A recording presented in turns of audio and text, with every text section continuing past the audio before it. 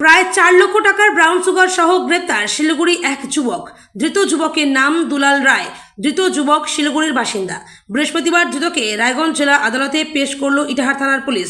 গোপন সূত্রে খবরের ভিত্তিতে বুধবার বিকেলে আইসি গৌতম চৌধুরীর নেতৃত্বে পুলিশের একটি দল ইটাহারের বিধিবাড়ি এলাকায় অভিযান চালিয়ে নিষিদ্ধ মাদক হাতবদলের আগেই ওই যুবককে পাকড়াও করে। পুলিশ সূত্রে খবর, কালিয়াচক থেকে নিষিদ্ধ মাদক কিনে ইটাহারের বিধিবাড়ি এলাকায় বিক্রির উদ্দেশ্যে দাঁড়িয়েছিল।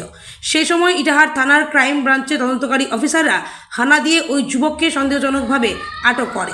এরপর তল্লাশি চালিয়ে ওই যুবকের কাছ থেকে পুলিশ 305 গ্রাম ব্রাউন সুগার উদ্ধার করে।